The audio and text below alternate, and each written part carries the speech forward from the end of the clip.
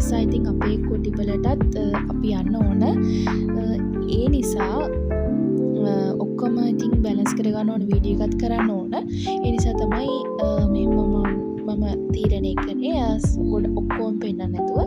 මේන අපි 8 වෙනි කොටි. ඉතින් විශේෂයෙන්ම දෙයක් මතක් කරන්න ඕනේ.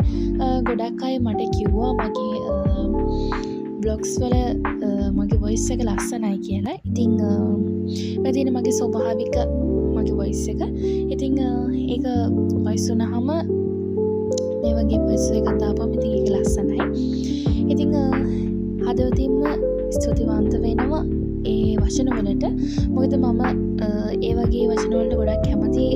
මම තව දිරිමත් වෙන්නේ, තව බ්ලොග් එකක් කරන්න හිතෙන්නේ ඒ ඔයාලගේ ආදරේ හේතු නිසා. නැත්නම් මම ගායන ශාස්ත්‍රයේ මෙච්චර දුරක් අද වෙනකන් ඉන්නේ නැහැ. දැන් මම ලොකු තැනක ඉන්නවා කියලා මම විශ්වාස කරනවා. මට හීනේ තිබුණේ ස්ටේජ් එක ගීතයක් කියන්න ඕනි කියලා විතරයි.